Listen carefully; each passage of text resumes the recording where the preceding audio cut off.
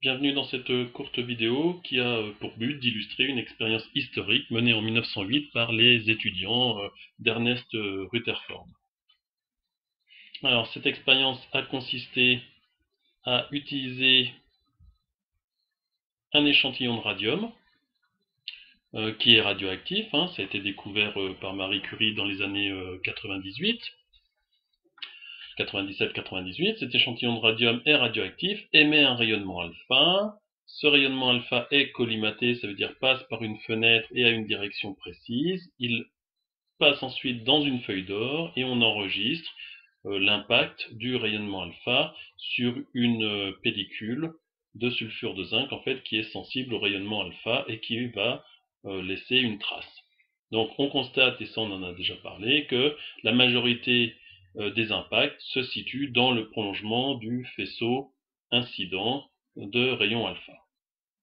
Alors cette découverte a été réalisée par les étudiants de Rutherford, Geiger, qui donnera son nom plus tard au compteur Geiger, et Marsden, sous la direction de Rutherford. Rutherford vient d'être prix Nobel pour sa découverte du noyau justement alpha.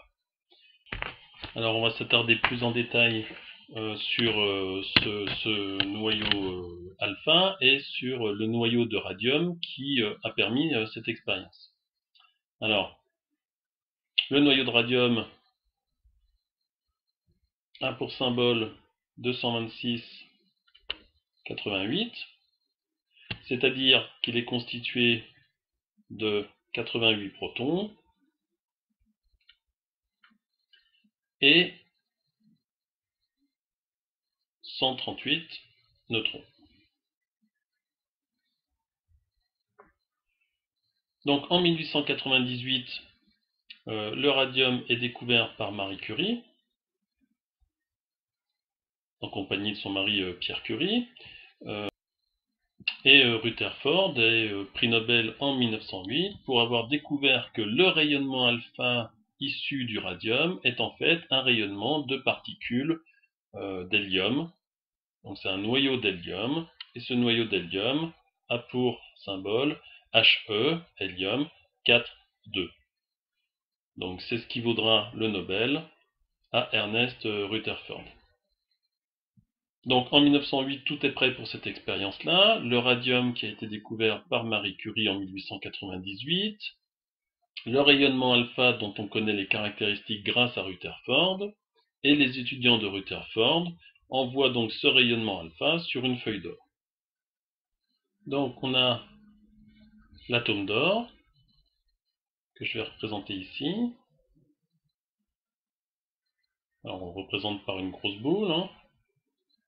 Je vais essayer de faire un dessin en perspective. Voilà. Donc, grâce à cette expérience des étudiants de Rutherford, on a ici le noyau d'or, noyau de l'atome d'or, et le noyau de l'atome d'or, c'est AU 197,79. Donc ça veut dire que dans ce noyau-là, vous avez 79 protons et 197 moins 79 neutrons, ce qui fait 117, 118 neutrons. Donc ce noyau est extrêmement petit comparé à la taille de l'atome, ce qui explique pourquoi la majorité des particules alpha traversent cette feuille d'or comme si il n'y avait rien. En fait, il faut imaginer les particules alpha. Donc les particules alpha, c'est des particules d'hélium de noyau 4,2. Donc ça veut dire qu'elles sont constituées de 2 protons et 2 neutrons. Voilà, donc vous avez des petites particules comme ça qui traversent le noyau, enfin qui traversent pardon l'atome d'or, sans jamais rencontrer le noyau, et de temps en temps, ping, ça arrive sur le noyau et ça rebondit, ce qui explique que de temps en temps, on a cette trajectoire, ça rebondit sur la feuille d'or, en fait ça rebondit sur le noyau et ça vient faire de temps en temps un petit impact sur l'écran fluorescent. Mais la plupart du temps, la structure lacunaire de l'atome fait que le rayonnement alpha traverse la feuille d'or. Donc dans cette expérience, on a trois noyaux importants. Le noyau d'or, son symbole c'est 197,79, c'est-à-dire 79 protons et le complément 118 neutrons. On a également le noyau de radium, 226,88, 88 protons et 138 neutrons. Et on a aussi, très important, parce que c'est une petite particule qui permet de faire des expériences très intéressantes, le noyau d'hélium, He4,2. C'est un petit noyau, il contient 2 protons et 2 neutrons. Voilà une petite illustration des noyaux utilisés dans cette expérience-là. Et en première, eh bien, on écrira le fait que le radium, Ra, 226,88, se désintègre en radon, 222,86, plus la particule alpha, He4,2. Donc ça, ce sera du niveau de première S, mais on peut déjà comprendre, le noyau de radium 226 se désintègre en deux petits fragments, et on vérifie que le fragment de radon plus la particule alpha contiennent autant de nucléons que les nucléons de départ. C'est ce qu'on appelle la radioactivité. La radioactivité du radium découvert en 1898 par Marie Curie.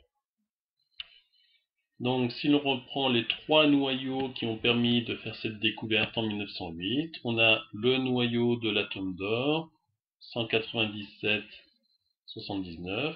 On a le noyau de radium, 226,88. Et on a le noyau d'hélium, He4,2. Ici, le nombre de nucléons, le nombre de nucléons, le nombre de nucléons.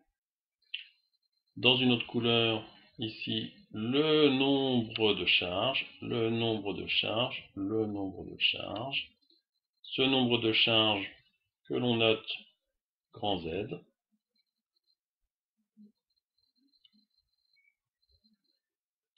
Et ce nombre de nucléons que l'on note